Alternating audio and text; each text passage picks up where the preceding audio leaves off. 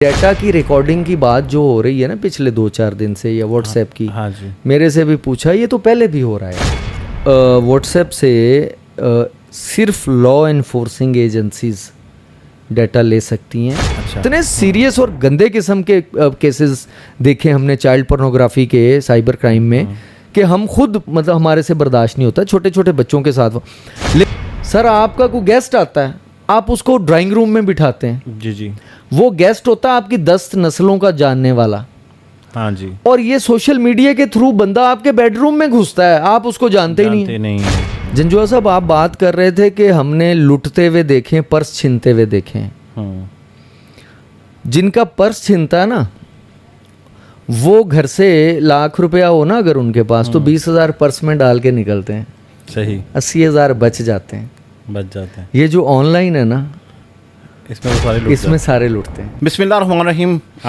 मैं यासिर जंजुआ और यासिर जंजुआ पॉडकास्ट के एक और एपिसोड में वेलकम। आज बड़े ख़ास मेहमान हैं हमारे साथ, आसिफ इकबाल साहब। सर अस्सलाम वालेकुम। वालेकुम अस्सलाम जी, थैंक यू। आसिफ साहब जो है वो डिप्टी डायरेक्टर हैं साइबर क्राइम विंग में, और आज का जो पॉडकास्ट है वो बड़ा इंटरेस्टिंग होगा तमाम लोगों के लिए, क्योंकि ये जो डिवाइसेस हम यूज़ करते हैं, इन डिवाइसेस का जितना ज़्यादा इस्तेमाल बढ़ गया है, इतना ही क्राइम का भी रेशो बढ़ा है।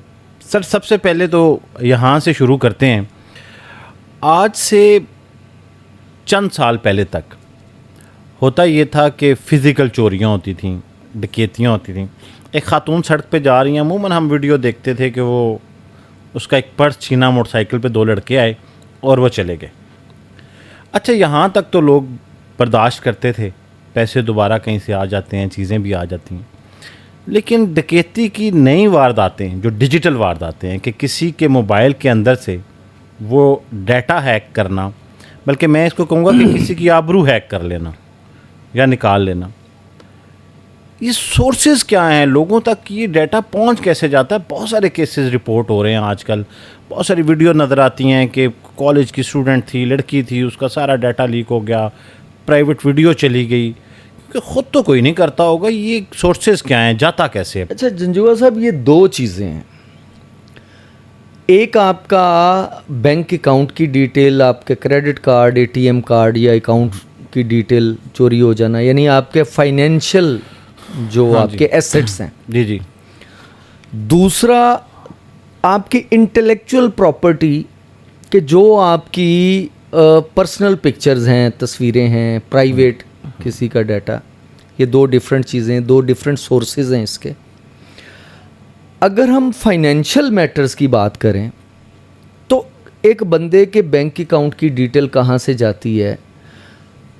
सपोज करते हैं कि वो किसी वेबसाइट पे जाके शॉपिंग करता है, वहाँ पे उसने चीज़ बाय कर ली, अपनी डिटेल दी, अपना अकाउंट नंबर उसने बैंक अकाउंट दिया, पिन दिया, उस वेबसाइट के ऊपर जाके सही उसने उसके थ्रू शॉपिंग कर ली, चीज़ उसको डिलीवर हो गई, शॉपिंग कंप्लीट। अब खुदा न खास्ता हुआ ये कि वो जिस वेबसाइट पे जाके शॉपिंग की है, उस वेबसाइट को हैक कर लिया जाता है।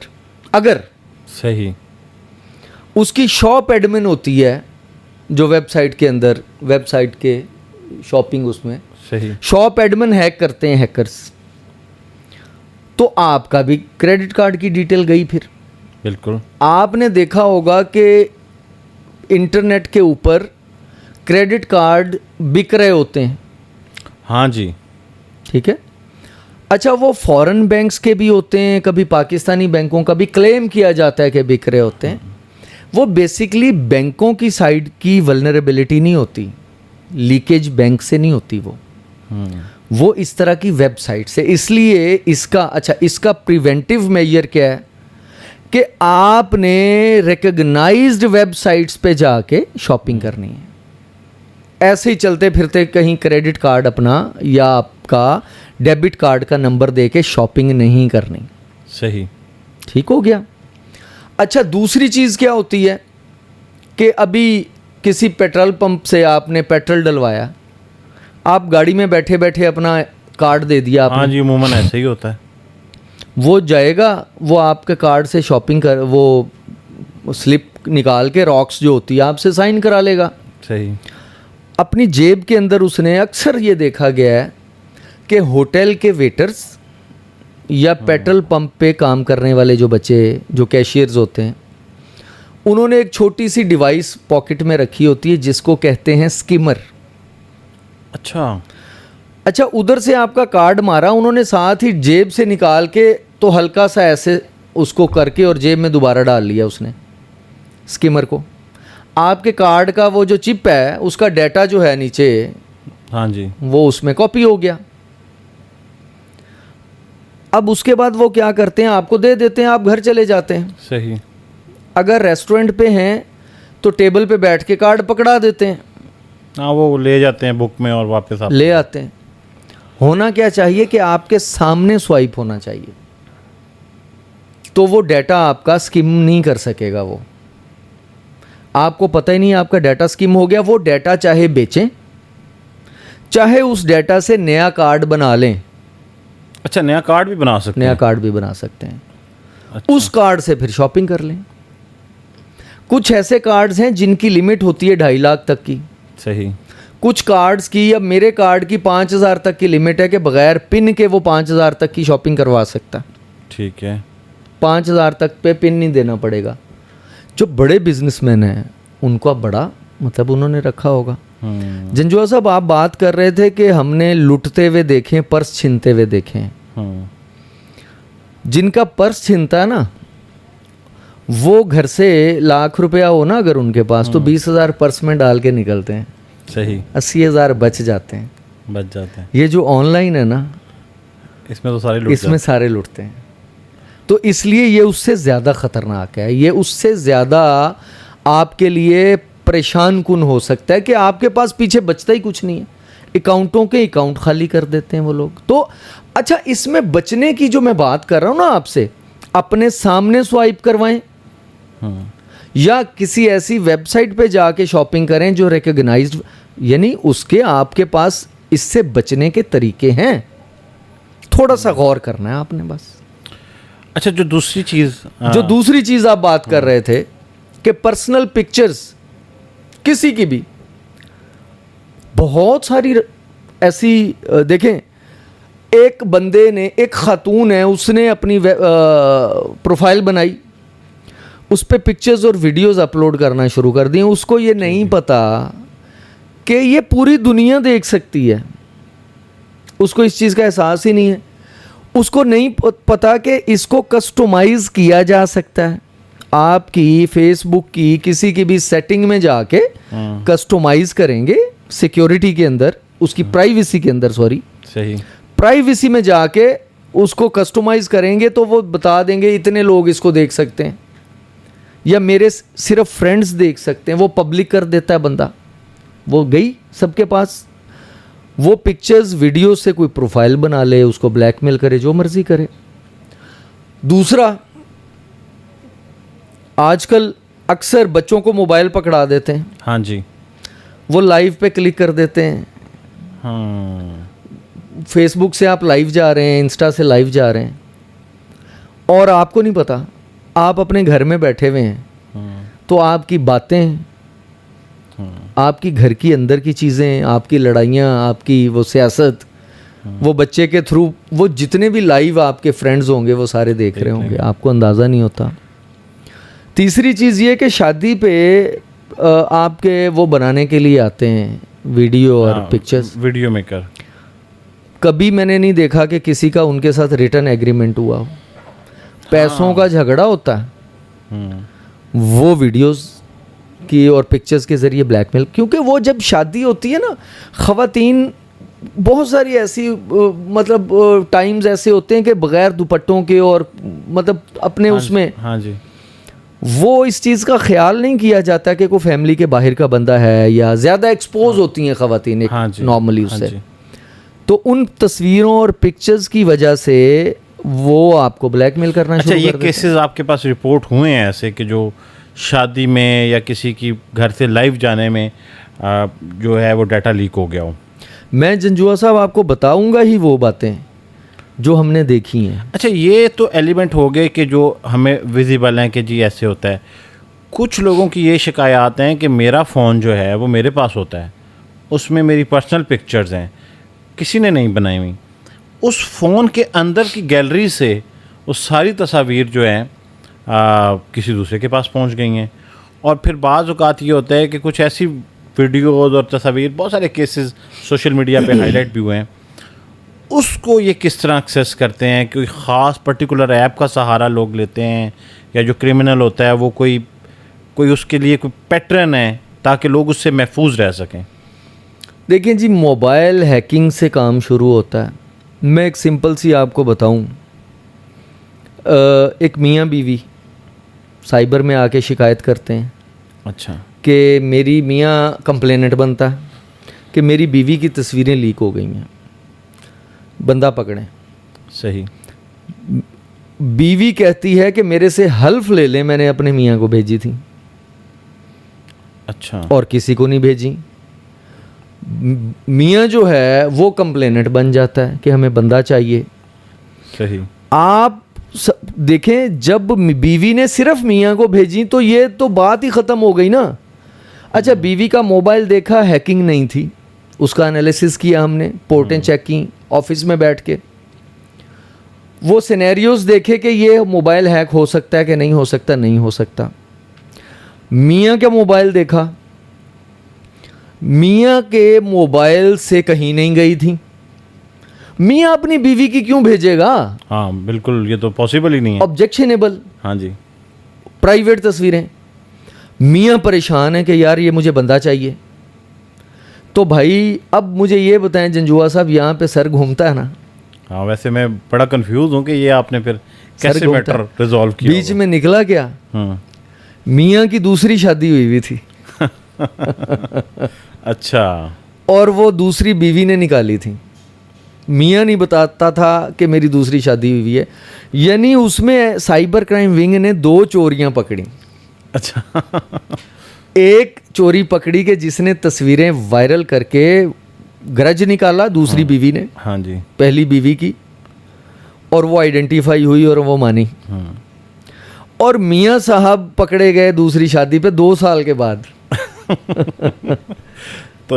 तो इस तरह के सिनेरियोज भी हो जाते हैं। अच्छा आसिफ साहब, क्योंकि सोशल मीडिया के ऊपर जितने ट्रैप होते हैं तो फीमेल ज़्यादा विक्टिम है इसकी। आपके पास भी शायद रेशो जो है वो फीमेल्स की ज़्यादा आती होगी। उसकी शायद एक वजह ये होती है कि मेल किसी ना किसी तरीके से हैंडल कर लेते हैं और अल्टीमेटली कहते हैं यार चलो कोई तस्वीर निकल गई तो कोई बात नहीं, लेकिन फ़ीमेल्स के लिए ज़िंदगी मौत का मसला होता है। क्या कहेंगे उन बच्चियों को, उन ख़वातीन को जो सोशल मीडिया का इस्तेमाल करती हैं और कभी ना कभी ऐसे ट्रैप में आ सकती हैं, उनके लिए हिफाजत कैसे की जाए? जंजुआ साहब, सोशल मीडिया पे जो लोग शिकारी मैं उनको कहूँगा जो ऑपरेट कर रहे हैं, उनका टारगेटेड भी चलते हैं और जिनको जानते हैं फीमेल्स को, कुछ ऐसा भी है कि रैंडमली वो बच्चियों को, फीमेल्स को, ख़वातीन को ट्रैप करते हैं। मैं एक बताऊँ आपको वाक़या। एक साहब थे, उन्होंने किसी डॉक्टर के साथ उनकी दोस्ती हो गई। साहब की प्रोफाइल ऐसी थी कि वो बहुत किसी रईस के बेटे हैं। सही।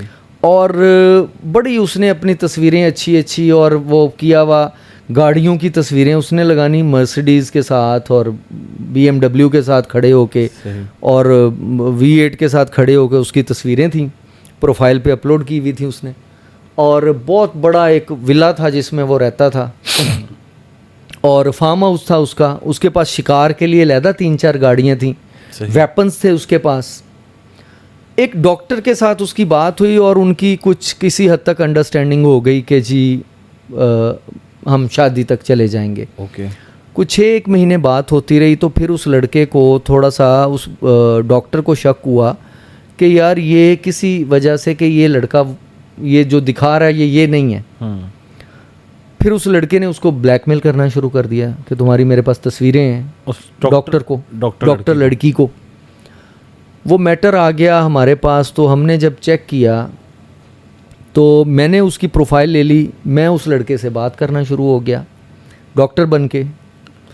और मुझे ये कंफर्म हो गया 1-2 दिन के अंदर अंदर कि ये बंदा वो नहीं है जो ये प्रिटेंड कर रहा है। अच्छा, आप उनकी प्रोफाइल से कम्युनिकेट कर रहे थे उस लड़के से? डॉक्टर साहिबा की प्रोफाइल मैंने ले ली उनकी इजाज़त से। अच्छा, ठीक है। वो कंप्लेनेंट थी, अच्छा, विक्टिम थी। मैंने लड़के से वो डॉक्टर साहिबा बन के ही बात करना शुरू कर दी। ठीक है। अच्छा, वो करते करते सारी रात उसको मैंने लोकेशंस ले ली लड़के की। ठीक है। वो लोकेशंस ऐसी जगह की थी कि जहाँ पे रईस लोग नहीं रहते। हमने टीम शीम बना ली, सारी रात उसके साथ मैंने चैट की कि सुबह सुबह जो है ना ये नींद में होगा, और सुबह 6 बजे जब चैट ख़त्म हुई तो हम उनके दरवाजे पे थे। अच्छा, आप यकीन करें जंजुआ साहब कि हम जब उनके घर के अंदर घुसे हैं, सर्च वारंट्स वगैरह लिए हुए थे हमने, कानूनी कार्रवाइयाँ पूरी की हुई थी, पूरा हमारी टीम थी, तो अंदर मतलब होश रुबा किस्म के मामलात थे। सोफ़े पड़े हुए थे, उनकी गद्दियाँ नहीं थी वहाँ, उनकी गद्दियों की जगह पे सराहने पड़े हुए थे। ओहो, ठीक है। और अंदर यानी जिस चीज़ को आपने हाथ लगाना है, कम से कम आपकी उस उंगली को 2-4 छपकलियों ने आके ज़रूर पकड़ना है। अच्छा, अल्लाह की तरफ से होता। देखिए ये मैं यानी मट्टी, बुरा हाल उस घर का। हमने, लड़के ने दरवाज़ा खोला तो आगे वो उन्होंने बताया था जी हम डोगर हैं। अच्छा, तो हम बहुत बड़े जिम्मेदार हैं और बड़ा हम। हाँ जी।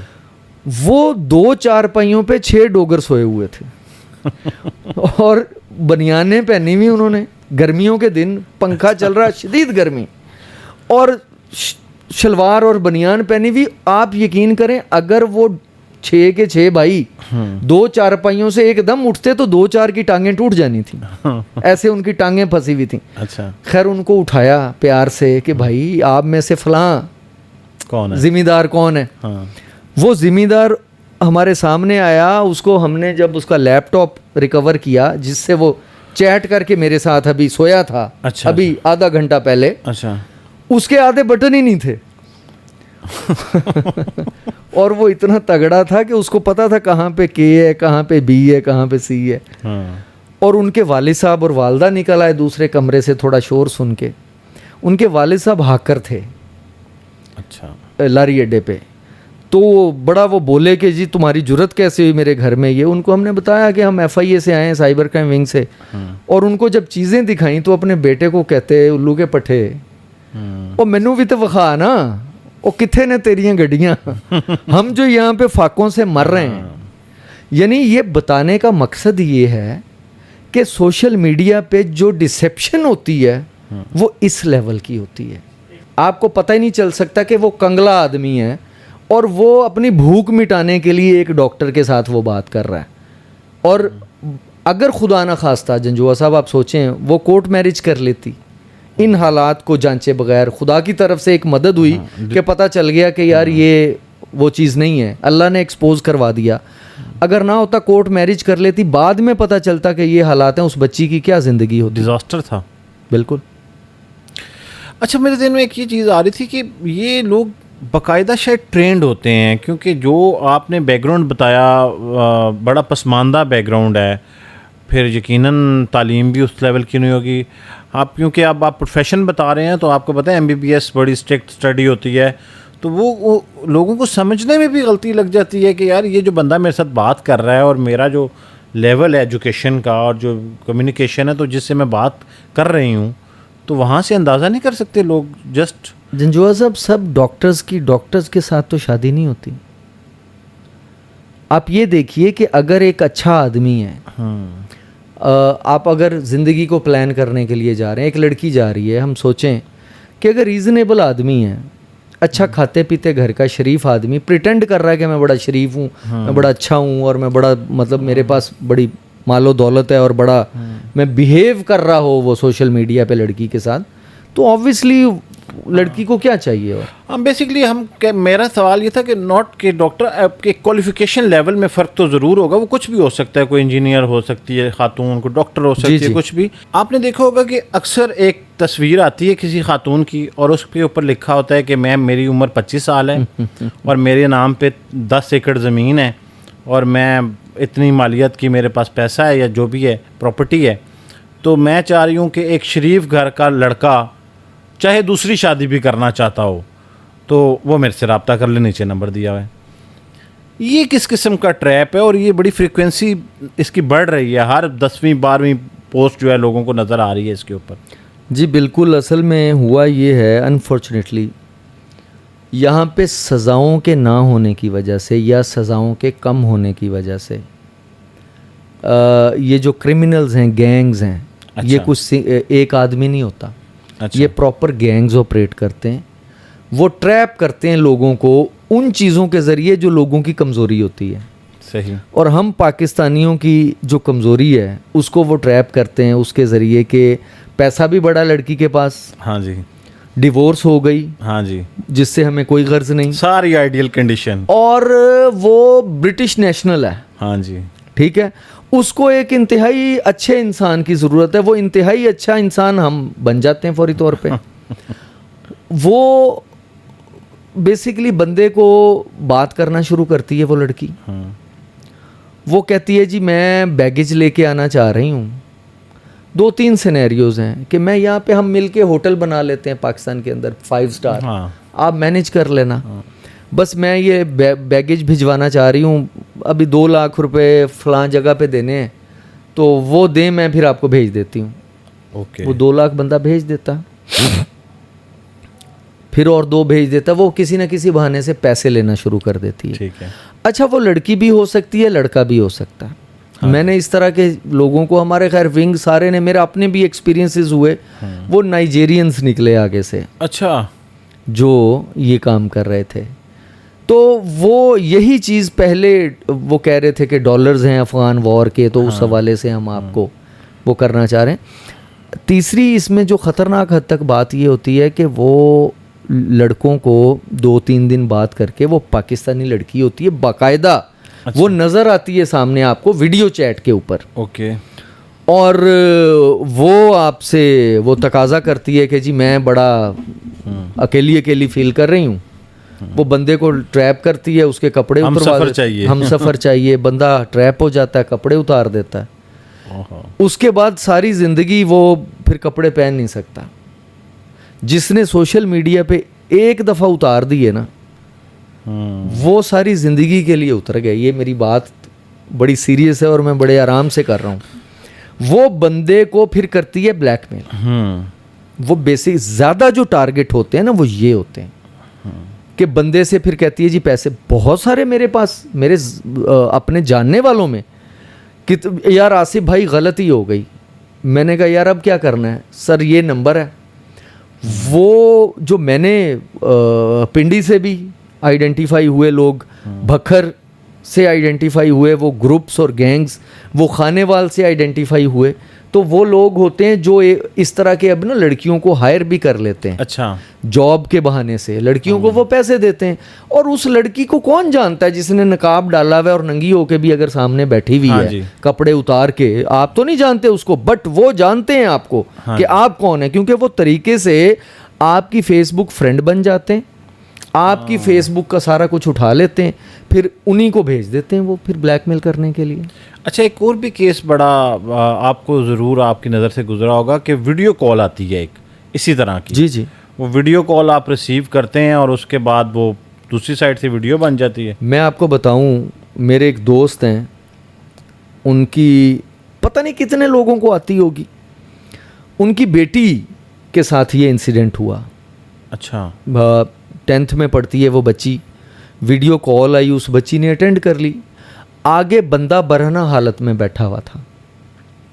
अच्छा। उस बच्ची ने जल्दी से वो काट दी, लेकिन उसने स्क्रीन रिकॉर्डिंग लगाई हुई थी बंदे ने। अब ऐसे रैंडमली कॉल्स करता होगा, वो भी नहीं इसको जानता था, रैंडमली कॉल्स करते हैं वो लोग। ठीक है। अब उस बच्ची को फिर उन्होंने, उस लड़के ने स्क्रीनशॉट भेजा कि ये तुम्हारा स्क्रीनशॉट बन गया और मैं तुम्हारे घर ये बताता हूँ, सोशल मीडिया पे चढ़ाता हूँ कि ये लड़की मेरे साथ इस तरह से बात करती है। ओके। हालांकि लड़की तो बेचारी कपड़े पहने हुए, उसने अपने यूजुअल, लेकिन वो नंगा बैठा हुआ है। वो जब स्क्रीनशॉट आएगा, हम बच्चे से पूछेंगे बेटा आप इसके साथ क्यों बात कर रहे हो, वो कहेगी जी ऐसे इंसिडेंट हुआ था। लेकिन अगर वो चीज सोशल मीडिया पे चढ़ गई, जानने वालों को भेज दी, किस को आप बताएंगे कि ये इंसिडेंट हुआ है। कितना खतरनाक है ये। इसी तरह से जो बड़े बड़े बिजनेसमैन हैं, वो भी मेरे 2-3 ऐसे दोस्त हैं जिनके साथ ये, बल्कि ऑफिसर्स हैं जिनके साथ ये इंसिडेंट हुआ कि आगे नंगी लड़की बैठी हुई है कपड़े उतार के बरहना हालत में, उसने स्क्रीनशॉट ले लिया। वो कहते यार हम किस किस को बताएं कि हम लड़की को सामने इस तरह की हालत में बिठा के बात नहीं कर रहे थे। अच्छा, एक और बड़ी अहम चीज़ है, मुझे लगता है कि बहुत सारी चीज़ों का ख्याल रखना चाहिए। आज का जो हमारा पॉडकास्ट है वो ख़ास तौर पे हम जो यूथ है उसके लिए ये चीज़ें बहुत सारी इंपॉर्टेंट डिस्कस कर रहे हैं कि वो किस किस तरह से ट्रैप होते हैं। नौजवान नस्ल जो है वो स्नैपचैट के ऊपर जब से शिफ्ट हुई, जब से स्नैपचैट लोगों ने, इनका ये ख्याल है कि जी स्नैपचैट क्यों बड़ा सिक्योर मीडियम है, ठीक है, कम्युनिकेशन का, क्योंकि शायद उसके अंदर जब आप किसी को पिक्चर भेजते हैं या कोई पोस्ट होती है, मैं यूज़र नहीं हूँ वैसे स्नैपचैट का, तो वो डिलीट हो जाती है ऑटो पे, तो रिकॉर्ड ही ख़त्म हो गया। तो हमने अगर किसी से कोई कम्युनिकेशन की है, बिटवीन द फ्रेंड्स हो सकती है कोई, तो हम सुपर सिक्योर हैं, तो फिर ये वाला मीडियम यूज़ कर लिया करें। देखें, मीडियम सारे यूज़ करें। सही। स्नैपचैट पे जो लोग जाते हैं उस पे ये होता है कि एक तो आपकी डीपी नहीं होती। सही। अगर आपके नाम का अकाउंट है, हम ये समझते हैं वो वेरीफाई नहीं होगा कि वो जंजुआ साहब का ही अकाउंट है। ठीक है। ठीक है। दूसरी चीज़ ये है कि आप मैसेज करते हैं, अगर कोई स्क्रीनशॉट लेता है तो आपको फ़ौरन पता चल जाता है उसने स्क्रीनशॉट, लेकिन वो ले तो लिया ना उसने। हाँ जी। आपको अब पता भी चल जाए तो क्या फ़र्क पड़ेगा। तीसरी चीज़, आपने पिक्चर वहाँ पे बच्चे जो ये हमारे यूथ है, ये तस्वीरें भेजते हैं अपनी, वो जो ऑब्जेक्शनेबल होती हैं, जिनकी हम बात करें प्राइवेट पिक्चर्स। हाँ जी। कोई बाथरूम में खड़ा बच्चा भेज रहा है, बच्ची भेज रही है, कोई अपने बेडरूम में। जी जी। अच्छा, वो अगला बंदा देखता है, वो डिसअपीयर हो जाती है फौरी तौर पे। सही। वो स्क्रीनशॉट लेंगे, पता चल जाएगा। इस हद तक तो सिक्योर है। ठीक है। ये बिल्कुल ऐसे ही है कि मुझे पता चल जाए कि चोरी हो गई है। हाँ, सिक्योर है जी, वो ब्लैकमेल नहीं कर सकता। ठीक है। लेकिन जो हमारे पास मैटर्स इस तरह के आए हैं, वो ये आए हैं कि दूसरे मोबाइल से वो कर रहा है। अच्छा। ठीक है। स्नैपचैट उसको नहीं पकड़ रहा। हाँ, वो मतलब उसके ऊपर अगेन एक फ़ोन रख के उसकी वीडियो रिकॉर्ड कर ली। वीडियो रिकॉर्ड कर लिए। हाँ। तो वो मतलब उसको स्नैपचैट नहीं डिटेक्ट कर सकता। ओके। तो जिसने ब्लैकमेल करना है ना, जिसकी ये इंटेंशन है, वो रास्ता उसमें से भी निकालता है, स्नैपचैट में से भी। अच्छा, अब आपने थोड़ी देर पहले जिक्र किया कि सज़ा जो है वो सख्त होनी चाहिए, ज़रूर होनी चाहिए। इसकी किसी शख्स को ब्लैकमेल किया गया, वो ज़हनी दबाव में आया, ऐसा भी हुआ होगा, शायद मुझ तक तो ये बात ना पहुंची हो और आप तक तो यकीनन ऐसे केसेस होंगे कि एक शख्स ने जान दे दी कि यार मैं अब ये बर्दाश्त नहीं कर। हो चुकी हैं, हो चुकी हैं। अब उस जान देने वाले शख्स की का कातिल कौन होगा? सोशल मीडिया, वो एप्लीकेशन, या वो शख्स? कानून इसके बारे में क्या कहते हैं? देखिए, उसका जो सुसाइड करता है ना, वो एफआईआर होती है सुसाइड की उसके ऊपर, जिसने की होती है। जिसने की होती है। अच्छा। लेकिन अगर वो ये इस्टेब्लिश हो जाए कि वो इस वजह से उसने सुसाइड किया, सही, और वो एविडेंस मिल जाए ब्लैकमेलिंग का, अच्छा, तो ऑब्वियसली कत्ल की एफआईआर में उस बंदे को चार्ज किया जा सकता है जो ब्लैकमेलर है। अच्छा, तो आपका ये जो कानून है साइबर क्राइम का, इसमें अब आप ये देखिए ना, मैक्सिमम सज़ा 5 साल की है। हाँ जी, यही मैं पूछना चाह रहा था कि मैक्सिमम। अच्छा, वो प्रोहिबिटरी क्लॉज में भी नहीं आती। प्रोहिबिटरी क्लॉज वो कानून की होती हैं जो सीरियस किस्म के ऑफेंसेस समझे जाते हैं, जैसे मर्डर है 14 साल, जो पाकिस्तान में 10 साल या उससे ज़्यादा की सज़ा है, वो प्रोहिबिटरी क्लॉज में फॉल करती है, ठीक है, जिसको सीरियस ऑफेंस समझा जाता है। आप यकीन करें, अभी अमेंडमेंट आई है 2023 में, चाइल्ड पोर्नोग्राफी की सज़ा भी 7 साल थी, वो भी सीरियस ऑफेंस नहीं था पाकिस्तान में, और ये शर्म का मुकाम है। लेकिन 2023 में अमेंडमेंट आई, अब वो लाइफ इम्प्रिजनमेंट है। बहुत अच्छा हो गया, बहुत ज़बरदस्त हुआ, ऐसा ठीक ही है होना चाहिए। कि आपके फ्यूचर के साथ जो खेलते हैं, इतने सीरियस और गंदे किस्म के केसेस देखे हमने चाइल्ड पोर्नोग्राफी के, साइबर क्राइम में, कि हम खुद मतलब हमारे से बर्दाश्त नहीं होता, छोटे छोटे बच्चों के साथ। लेकिन ये जो कानून है कि किसी की नंगी तस्वीरें, किसी की ऑब्जेक्शनेबल कंटेंट, जंजुआ साहब जब किसी फीमेल या मेल की निकलती है और वो ब्लैकमेल हो रहा होता है, आप यकीन करें उसके पास उसका दिल करता है कि यार स्विच ऑफ हो और मैं इस चीज़ से निकल जाऊं या मैं मर जाऊं। वो ना छुप सकता है, ना उसको नींद आती है, ना उसको। मैंने ऐसे ऐसे मैटर्स देखे जिसमें बच्चियों को नींद नहीं आती, पता नहीं कितना कितना अरसा वो ये नींद की मेडिसिन पे गई हुई बच्चियां वापस आई हैं साइबर क्राइम विंग की वजह से। और वो जो क्रिमिनल होता है उसकी 5 साल तक की सज़ा है, वो 2 साल की सज़ा काटता है और वो बाहर आ जाता है। तो सज़ाएं सख्त होनी चाहिए क्राइम के हिसाब से। अब एक बंदे के साथ फ्रॉड हुआ है 10 करोड़ का, सही। ऑनलाइन फ्रॉड जो है ये आप कैरी करें, आप 1 करोड़ रुपए कैरी करें ना, तो आपसे संभाला नहीं जाता। सही। आप 10 करोड़ किसी के अकाउंट में से निकाल लेते हैं, सज़ा 3 साल की है, बेलेबल है। तो भाई कानून के अंदर अगर ये लिख दें कि इतने पैसों तक की इतनी सज़ा, ऑल दो किसी हम्बल बैकग्राउंड के हमारे जैसे बंदे के लिए 50,000 भी बहुत है। बिल्कुल। हमारे महीने का बजट डिस्टर्ब हो जाएगा अगर मेरे अकाउंट में से 50,000 या लाख निकल गए, मेरे लिए तो वो बहुत है। जी जी। लेकिन फिर भी आप एक सर्टेन अमाउंट तक सज़ा इतनी हो, उससे ज़्यादा इतनी हो, वो नॉन बेलेबल। हमारे यहाँ पे क्या होता है कि हम कंपेयर करते हैं जी, अमेरिका में भी 5 साल की सज़ा है। भाई अमेरिका में सज़ाएं होती हैं, अमेरिका में विद इन 2 ईयर्स सज़ा अनाउंस हो जाती है और बंदा जेल में ही रहता है, यहाँ नहीं होती। अच्छा आसिफ साहब, एक बड़ी इंटरेस्टिंग बात है, बल्कि इम्पॉर्टेंट बात है, अभी आपने जिक्र किया चाइल्ड पोर्नोग्राफी का। बच्चे जो हैं, वालिदैन के लिए ये बताएं कि वो कैसे मुहतात रहें कि ये बात इस नौबत तक पहुँचे ना। बच्चे कैसे ट्रैप होते हैं, क्योंकि वो तो उनके लिए तो शिकार है ना जी, और वो शिकार खेलते कैसे हैं ये, और बाद में वालिदैन इस परेशानी से बच सकें, उसके लिए कुछ प्लीज़ स्टेप्स। बच्चियों के आईडी बनाए होते हैं उन्होंने, लड़कियों के, छोटी अच्छा। बच्चियों के, और टीनेजर जो बच्चे होते हैं उनको फ्रेंड रिक्वेस्ट भेजते हैं या मैसेज करते हैं बच्ची के आईडी से। अच्छा।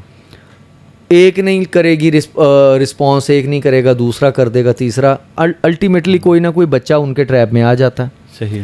अब ये बात कर रहे होते हैं लड़की बन के, 14 साल की बच्ची बन के, वो लड़के के साथ इसकी दोस्ती हो जाती है ऑनलाइन। 1 हफ्ते के अंदर अंदर इतनी अच्छी दोस्ती हो जाती है। बेसिकली ये दोस्ती नहीं होती, ये ट्रैप होता है। ट्रैप होता है। वो बच्चा 2 दिन में 3 दिन में ट्रैप में आ गया। जो हमने मैटर्स देखे उसमें 2-2 3-3 दिन में बच्चे ट्रैप में आ जाते हैं। टीनेजर्स की बात कर रहे हैं। टीनेजर्स की बात कर रहा हूँ मैं, 14-16 साल के बच्चों की ठीक बात है। कर रहा हूँ मैं। वो लड़की की जो तस्वीरें होती हैं ना, इन्होंने बहुत सारी रखी होती हैं अपने पास, वो भेजते रहते हैं, लड़का भी अपनी भेजता रहता है। फिर ये व्हाट्सएप पे ले आते हैं, फेसबुक से व्हाट्सएप पे आ गए, फिर वो तस्वीरें भेजी, फिर उसी बच्ची की फॉर्ज पिक्चर इनके पास होती हैं, नीचे जो है वो नंगी तस्वीर होती है।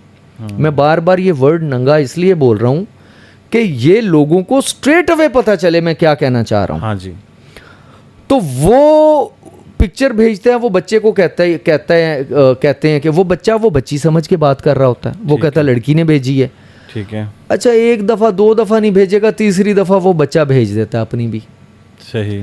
उस मोमेंट पे जब उसने अपनी नंगी तस्वीर भेज दी, वो फंस गया। जहां तक उससे तस्वीरें मंगवाई जा सकती हैं वो मंगवा ली। उसके बाद उसको फिर बता देता है ये कि मैं लड़की नहीं हूं, मैं फलां लड़का हूं। और वॉइस चेंजर्स ये लोग यूज करते हैं बच्ची की आवाज बात करने के लिए। और वो जो उनके पास तस्वीर जो वो भेज रहे हैं वो एडिटेड पिक्चर्स, वो एडिटेड किसी की पिक्चर, किसी बच्ची की पिक्चर उठा ली और वो भेज दी। हाँ जी। उसके बाद वो कहता है मैं फलां बंदा हूँ, ये तुम्हारी तस्वीरें आ गई, ये तुम्हारा नंबर आ गया, ये मैं लगा हूँ सोशल मीडिया। अब 14-12-14-16 साल के बच्चे का बड़ा प्रेशर हो जाता है उसमें। वो बच्चे को बुलाया, बच्चों के साथ रेप करते हैं, वो बच्चों अच्छा। को ड्रग्स पे लगाया। ये अब वो बच्चा प्राइस पे कर रहा है उस गलती का। प्राइस पे कर रहा है और घर नहीं बता रहा। घर उसके क्या चल रहा है, घर में पेरेंट्स के साथ बच्चे की दोस्ती नहीं है। बाप रात को 12-1 बजे घर आता है, उसने कभी बच्चे से नहीं पूछा। हाँ, उसने गाड़ी लेके दे दी है, बाप समझ रहा है कि मेरी ड्यूटी पूरी हो गई, उसको पैसे उसके खुले दे दिए उसको। लेकिन बच्चा ट्रैप हो रहा है, ये बाप को नहीं पता, ये माँ को नहीं पता। और उल्टा उन बच्चों पे मैंने देखा है पेरेंट्स ने चढ़ाई की होती है कि तुम क्या मतलब लगे हुए हो, तुम क्यों परेशान हो, क्या चाहिए तुम्हें। हाँ। वो पूछते ही नहीं है, बेटा कोई परेशानी तो नहीं है।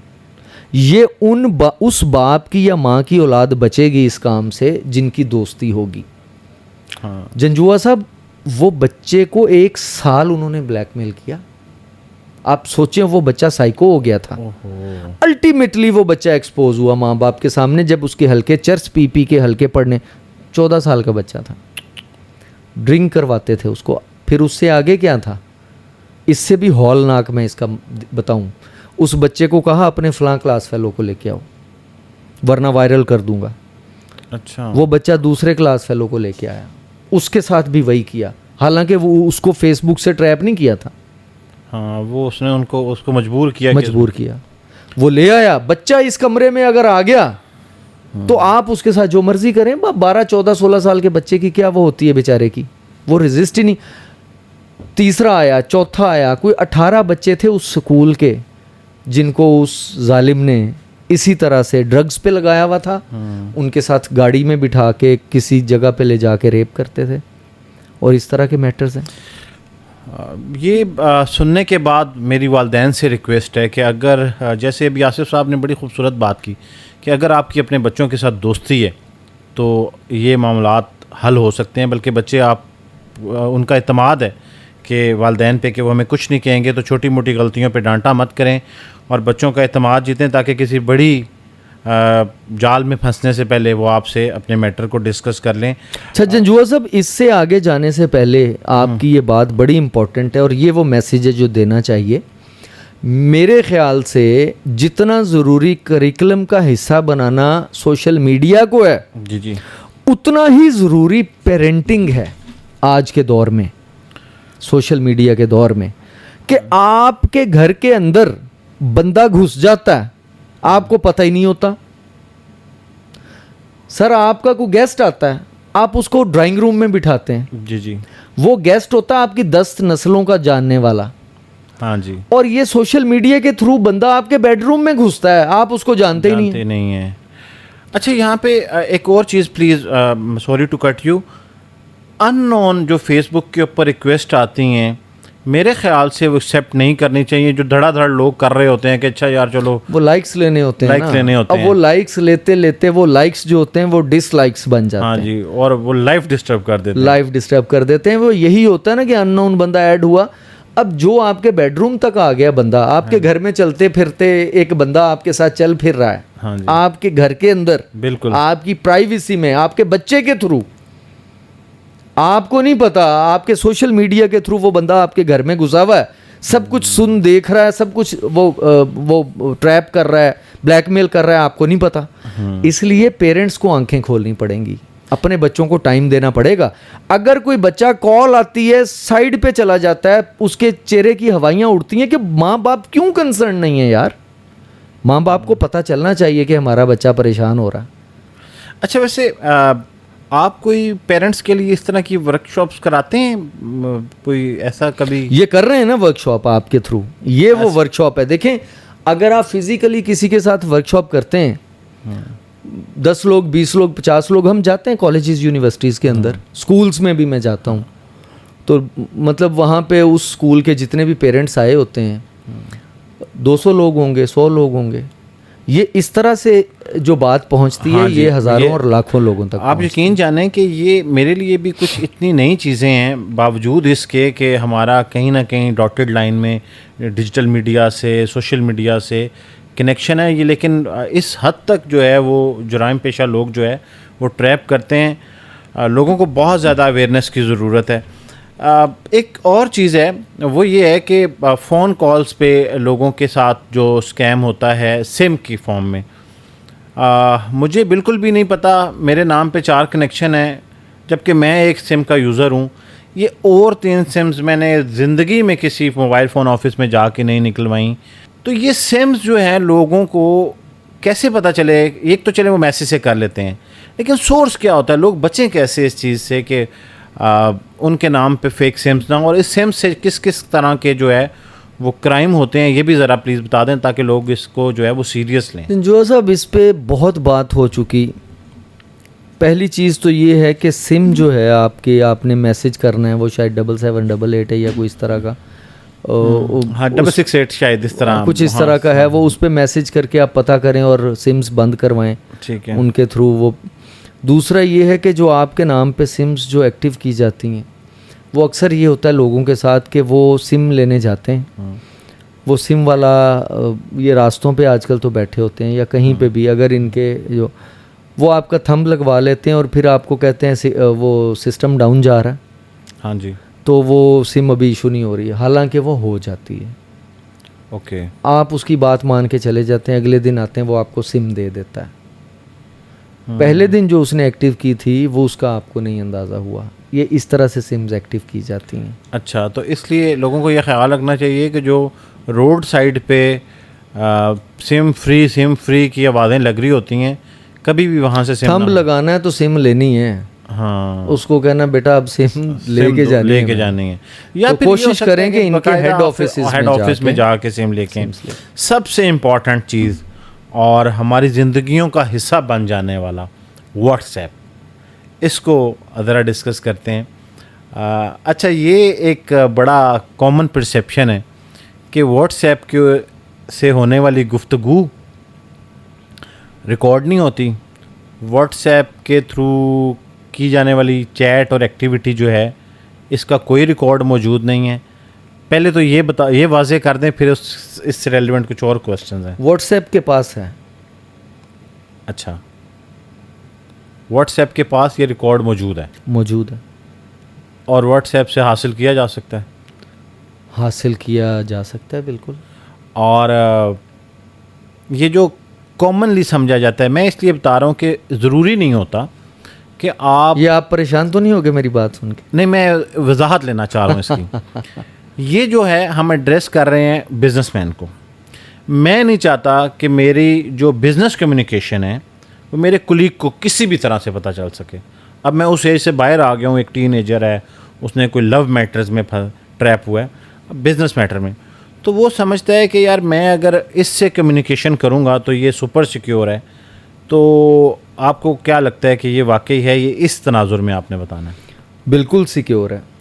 व्हाट्सएप से सिर्फ लॉ एनफोर्सिंग एजेंसीज डाटा ले सकती हैं। अच्छा, वो भी तब जब उनका एग्रीमेंट होगा उनके साथ, ओके, अदरवाइज नहीं लिया जा सकता, ना इसको निकाला जा सकता है व्हाट्सएप से। अब वैसे ये लोग इसको ये ना सोचें कि ये बिल्कुल भी नहीं, मतलब अगर ज़रूरत पड़े पे इतना वो सोर्स नहीं है। हाँ, देखें, ये अक्सर लोग कहते हैं कि इनक्रिप्टेड होता है, व्हाट्सएप क्लेम करता है, फिर भी उनकी रिकॉर्डिंग हो सकती है। हाँ। भाई, इनक्रिप्टेड का मतलब कुछ और है। वो है कि आपकी डिवाइस से लेके सोर्स से लेके डेस्टिनेशन तक, यानी मेरे मोबाइल से आपके मोबाइल तक, रास्ते में वो नहीं पकड़ा जा सकता। व्हाट्सएप का ये क्लेम है कि वो इनक्रिप्टेड फॉर्म में होता है। वो अगर कोई पकड़ भी लेगा तो वो उसको समझ नहीं आएगी ये क्या है। गार्बेज होता है वो बेसिकली इनक्रिप्टेड फॉर्म में। फिर डिक्रिप्ट होता है आपकी डिवाइस पे जाके, और फिर व्हाट्सएप आपको हाउ आर यू का मैसेज दिखाता है। सही। दूसरी चीज़ ये है कि व्हाट्सएप की डेटाबेस में ये पड़ा हुआ है। सही। व्हाट्सएप के पास रिकॉर्ड है कि कहाँ से यूज़ कर रहा है बंदा व्हाट्सएप को, लेकिन वो उनके साथ आपके एग्रीमेंट्स, उसको कहते हैं mutual legal assistance treaty, MLAT, ठीक है, वो साइन होगा तो व्हाट्सएप आपको डाटा देगा, अदरवाइज वो डाटा नहीं देगा। अच्छा, पिछले दिनों व्हाट्सएप ग्रुप्स के ऊपर जो है वो एक नई बहस थी कि शायद इदारे जो हैं वो अब तमाम व्हाट्सएप को मॉनिटर कर रहे हैं, और अगर डबल टिक आएगा तो आप नॉर्मल कम्युनिकेशन में हैं, 2 ब्लू टिक 3 ब्लू टिक आएंगे, यू आर अंडर ऑब्जर्वेशन, और अगर 2 रेड हो जाएंगे तो अब रिकॉर्ड हो रहा है, सो ऑन। मतलब इस तरह की वो रूमर्स हैं। हाँ जी, ये ऐसे लोगों ने, मुझे लगता है अपने यूट्यूब पे वो डॉलर्स कमाने के लिए लोगों को एक ट्रक की बत्ती के पीछे लगा देते हैं।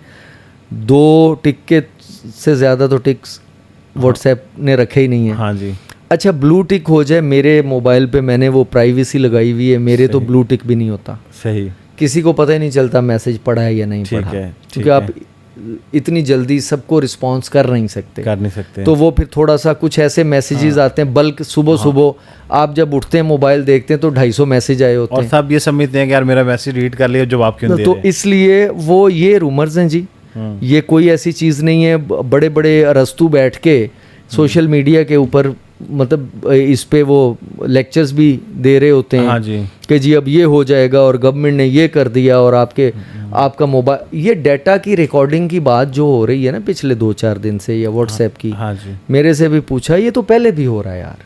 हाँ, आप ये देखें फायरवॉल की बात कर रहे हैं हम, फायरवॉल की बात नहीं मैं कर रहा, हाँ कि जी। कॉल रिकॉर्ड होगी जी, अदालतों ने बता दिया जी, अच्छा, अब कॉल्स रिकॉर्ड हाँ जी, कर हाँ जी, सकती हाँ हैं जी, जी, ठीक है, हमारी कोई एजेंसी है जो कॉल रिकॉर्ड कर ठीक सकती है। है।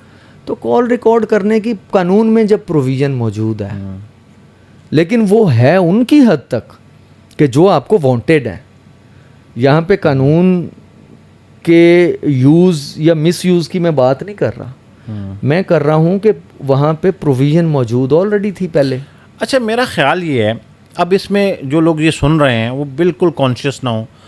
अगर आपकी बिजनेस कम्युनिकेशन है और नॉर्मल कम्युनिकेशन है, तो किसी भी इदारे को क्या ही ज़रूरत है कि वो उसको रिकॉर्ड करे या कहीं गलत इस्तेमाल हो। देखें जी, सास बहू के झगड़े में हाँ, किसी इदारे का कोई ताल्लुक नहीं तो है। कोई ताल्लुक नहीं है। दूसरी चीज़ ये है कि लोग परेशान हैं जी, हमारे भाई आपके मोबाइल, आपके अगर आपका कहीं पे वो चाइल्डिश बात भी आप कर रहे हैं, बच्चों वाली बातें जो बच्चे एक दूसरे को, हर बंदा हर किसी को आई लव यू बोल रहा होता है, ठीक है, और उसको पता ही नहीं होता मैं क्या कह रहा हूँ। वो उन बातों से किसी ने रिकॉर्ड करके क्या करना है, क्या किसी करना का क्या, मार्क जकरबर्ग इतना विला बैठा है कि वो मेरे देखेगा कि मैं जी अपने मतलब क्लास फेलो के साथ, किसी लड़की के साथ मैं क्या बातें कर रहा हूँ। अच्छा आसिफ साहब, अब मैं कहाँ कंफ्यूज हो रहा हूँ, मैं यहाँ कंफ्यूज हो रहा हूँ कि हमने हौसला तो देना है एक बिजनेसमैन को, लेकिन इसका फ़ायदा नौजवान ये ना उठाना शुरू कर दें कि जी आसिफ साहब हैं और अथॉरिटी हैं, उन्होंने बता दिया बस। नहीं, ऐसे नहीं होती भी नहीं है। मैं आपको बताऊं, बहुत सारे लोग इस बात पे परेशान हैं कि जब कॉल रिकॉर्ड होगी, हाँ, भाई बात ये है कि ये तो पहले से प्रोविजंस मौजूद हैं और आपकी कॉल्स हर किसी की रिकॉर्ड होती भी नहीं है। कॉल रिकॉर्डिंग पे लगानी और लगवानी पड़ती है। ये कुछ आपकी बहुत सीरियस मैटर, सीरियस मैटर्स में होती हैं वो, मतलब अच्छा मैं आपको एक और चीज़ बड़ा उससे बताऊं कि हमारे जो हमारे ऑफिसर्स या हमारे साथ कोलीग्स जो सीनियर ओहदों पे नहीं भी होते, ये कोई ऐसी बात नहीं है कि वो कॉलें रिकॉर्ड करवाते फिर, और ये इतना इजी प्रोसेस था पहले। अच्छा, वैसे ये ना बहुत सारे लोगों को थ्रेटनिंग कॉल्स रिसीव होती हैं, अब वो फेक हैं या ओरिजिनल हैं इसके, तो वो कहते हैं जी हम आपकी कॉल रिकॉर्ड करवा लेंगे, या वो तो मुझे लगता है प्राइवेट नंबर। जंजुआ साहब, प्राइवेट नंबर आप इंटरनेट के ज़रिए, अच्छा, कितने सॉफ्टवेयर्स हैं, रिस्ट्रिक्टेड नंबर जाता है दूसरी साइड पे, ठीक है, वो पड़ जाती है एजेंसी के ऊपर। वो मतलब अब आप मुझे ये बताएं, सोचता हूँ कि इदारे की इतनी जिम्मेदारी हैं, वो ये काम करेंगे कि जी आपने किसी से, आप अभी किसी का नंबर मिला लें, हाँ जी, मैं आपको मोबाइल देता हूँ, ठीक है, ठीक है, वो मतलब सॉफ्टवेयर्स हैं आपके पास, सही, ठीक है, सॉफ्टवेयर के ज़रिए आप कॉल करेंगे, वो समझेगा किसी एजेंसी से आया है, मैं आपके मोबाइल में कर देता हूँ, तो ठीक है, तो हाँ वो ऐसे ही खामखा वो कई कह देते हैं जी एजेंसी से मुझे कॉल आई थी। हाँ, तो मतलब अगर ऐसी कॉलें हैं तो इग्नोर कर दें, उन्हें इग्नोर कर दें। अच्छा, चाहे फिर वो सीरियस भी हो तो फिर भी इग्नोर हो जाए। देखें बात ये है कि अगर वो सीरियस होगी हाँ, तो वो फिर कॉल तक रहेगी भी नहीं, हाँ, वो फिर पहुंच जाएगी बात, और वो कॉल करेगा कि हम आ रहे हैं जी, तुम अपना बंदोबस्त कर लो। ये कौन एजेंसी करती है ऐसे यार। अच्छा, फेक वीडियोस जो है वो कैसे, अब उस पे हम दोबारा वापस आ रहे हैं, वीडियो ट्रांसफ़र हुई किसी ने और वो फेक है जी, अब लोगों को ये लगता है कि यार मासूम इंसान है, फेक वीडियो निकल गई पब्लिक में, अब वो चाहता है कि मैं साबित करूं यार चलो ठीक है जो होना है हो गया है, तो क्या साबित हो जाता है कि ये वीडियो ओरिजिनल थी या फेक थी? बड़ी आसानी से साइबर क्राइम विंग को कंप्लेंट करें, ठीक है, उस वीडियो को साथ में दें, उसकी फोरेंसिक करें। वीडियो और ऑडियो फोरेंसिक्स आजकल मौजूद है, सही। और वो as an evidence court of law में पाकिस्तान में एक्सेप्टेबल है। उसकी फ्रेंजिक्स होगी, पता चल जाएगा कितने पैचेस लगे हुए हैं, कहाँ लगे हुए हैं। अच्छा, ऑडियो है, आपको पता है ना कि आजकल ऑडियो भी बना ली जाती है। हाँ जी, ये मुख्तलिफ आपके मतलब कि प्राइम मिनिस्टर की आवाज़ बना ली किसी ने हमारे प्रेसिडेंट की आवाज़ बना ली, बन जाती हैं। वो इतनी उनका वो होता है कि आपको अंदाज़ा नहीं होता कि वो खुद बोल रहे हैं या ये मिमिक्री कर रहा है कोई। ठीक है। तो वो फोरेंसिक से निकल आती हैं चीज़ें। और वीडियो में वो डीफेक वीडियो है, फॉर्ज वीडियो है या ओरिजिनल है, वो फोरेंसिक में निकल आती हैं।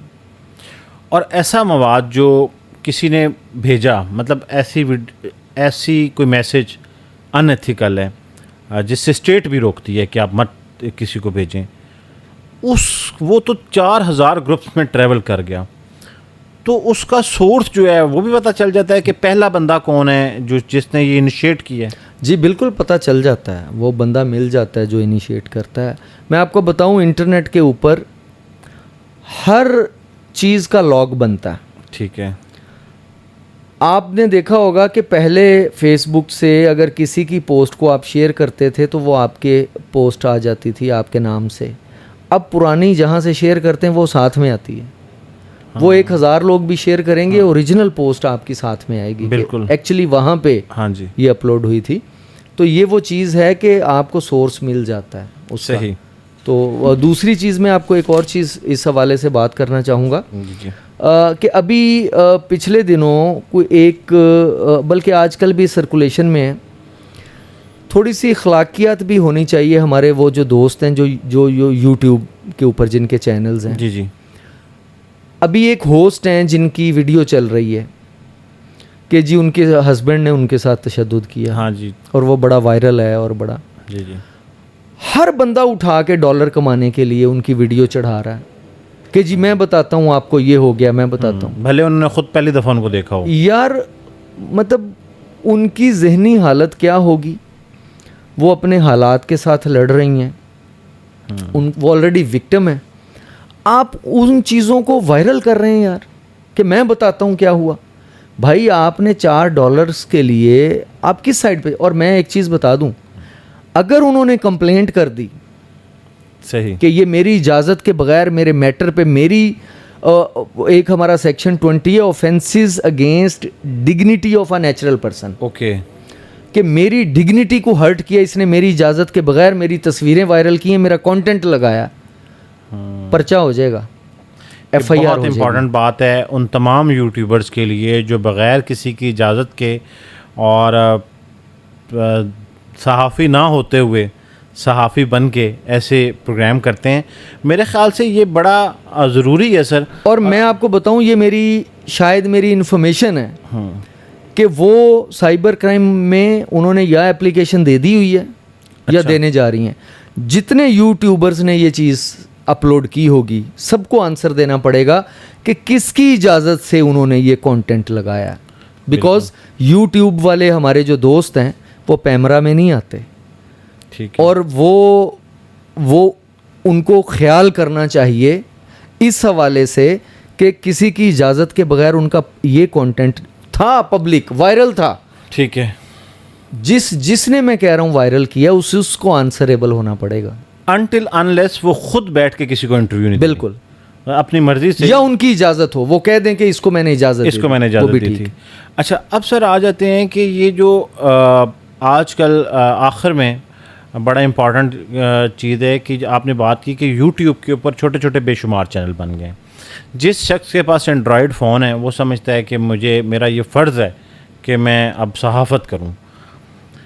ऐसे लोग जो बिला तहकीक, बग़ैर किसी नॉलेज के, बग़ैर किसी इजाज़त के, जैसे आप बता रहे हैं, कोई भी ख़बर घड़ के, मैं लफ्ज़ इस्तेमाल खबर घड़ के वो लगा देते हैं, इर्रेस्पेक्टिव उससे किसी की ज़ात को क्या नुकसान हो रहा है, सोसाइटी में क्या इम्पेक्ट आ रहा है, और वो लगाए जा रहे हैं। ऐसे लोगों के लिए क्या सज़ा है और उनके ऊपर कोई एक्शन हो रहा है या कोई? देखिए, कंटेंट टू कंटेंट जो है वो वेरीफाई करता है। अगर किसी का प्राइवेट, आपने FIRs बहुत सारी ऑलरेडी हो चुकी कि फेक न्यूज़ या किसी पे इल्ज़ाम तराशी, वो आपकी प्राइवेसी में आ जाती है जब आप साइबर क्राइम में करते हैं। ठीक है। और उसके अलावा 500 और 501 502 आपका पीपीसी के सेक्शन है डेफेमेशन के। ठीक है। एफआईआर भी हो सकती है सही। और सिविल सूट भी हो सकता है। अभी लोगों को इस चीज़ का अंदाज़ा नहीं है कि ये कितना सीरियस किस्म का ऑफेंस है। हाँ जी। इसलिए लोग थोड़ा सा ना अदालतों में जाने से या लॉ इन्फोर्सिंग के पास जाने से कितनी ही एफआईआर्स हो चुकी हैं, कितने ही लीगल एक्शंस हो चुके इस तरह के लोगों पे कि जो के सामने इसलिए नहीं आते, ना किसी हवाले से इदारा भी समझता है, साइबर क्राइम विंग भी समझता है कि यार इनकी रोज़ी रोटी लगी हुई है, लेकिन ये उनको ख्याल करना चाहिए कि अपने $4 कमाने के लिए लोगों की इज्जतें ना उछालें। और दूसरी चीज़ मैं आपको एक चीज़ बताऊं कि जो उठता है खड़ा होके कहीं पे भी, मेरा एक जगह पे एक्सीडेंट हो गया, अच्छा, और 2 लोग उठ के आ गए जी, वो वीडियो बनाने लग गए।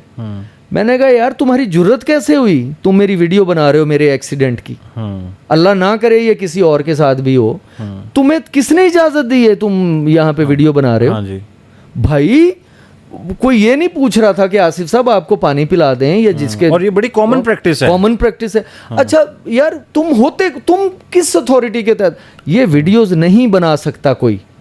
लोगों को रोकें इस चीज से, जिसकी बन रही है वो उसको रोकना चाहिए कि यार तुम कौन होते हो मेरी, जी मैं सहाफ़ी हूँ, वो हर बंदा सहाफ़ी बना हुआ है। भाई जो बेचारे सहाफ़ी हैं वो बिलकते फिर रहे हैं कि भाई हमें मानो हम सहाफ़ी हैं। हाँ। तो ये बीच में ये कहाँ से आ गए? ये कहाँ से और दूसरी चीज़ फिर थोड़ा सा इखलाकियात भी होती है। आप किसी की इजाज़त के बगैर, सहाफ़त की भी तकाज़े हैं, उसकी इजाज़त के बगैर उसको आप नहीं रिकॉर्ड कर सकते किसी बंदे को, किसी खातून को, किसी बंदे को। अगर वो क्राइम कर रहा है, मान लिया जी वो क्राइम कर रहा है, आपने रिकॉर्ड कर लिया, क्राइम की उसको सजा मिलनी चाहिए। सही। वो आप पे रिकॉर्डिंग का कर सकता है, जिसको देखो वो उठा के और रिकॉर्डिंग कर रहा है। भाई आज जो है वो आसिफ साहब ने, यकीन करें कि मैं जब जिस केस के बारे में सुन रहा था उसमें बहुत सारी चीज़ें मेरे लिए नहीं थी, और इतना मुहतात रहने की ज़रूरत है। अब आसिफ साहब आपके 2-4 वाक़यात ने तो मेरे जहन में भी बड़े सवाल पैदा कर दिए हैं। ख़ास तौर पे हमें अपने बच्चों के ऊपर बहुत नज़र रखनी चाहिए। वो डिवाइसेस जो हमने अपने बच्चों को दी हुई है उनके ऊपर पेरेंटल कंट्रोल लगाएं, क्योंकि शायद जिस एरा में हम बड़े हुए हैं तब ये गैजेट्स नहीं थे, हम अभी तक उसी को लेके चल रहे हैं, उस माहौल को अपने जहनों में। बहुत कुछ बदल चुका है इस डिजिटल की दुनिया के अंदर। ऐसा कुछ रूनुमा हो रहा है कि अगर हमने इसके ऊपर नज़रसानी ना की तो शायद बहुत देर हो जाए और बड़ा नुकसान हो। आसिफ साहब आपका बहुत बहुत शुक्रिया कि आपने वक्त दिया, और यकीनन आपका पॉडकास्ट जो है हमारे साथ बहुत सारे लोगों के लिए रहनुमाई भी है, और बहुत सारे घर जो हैं वो बच जाएंगे इन चीज़ों को सुनने के बाद कि वो किसी गलत साइट पे ना जाएं। सर आपका बहुत शुक्रिया। बहुत शुक्रिया जी आपका। Thank you so much.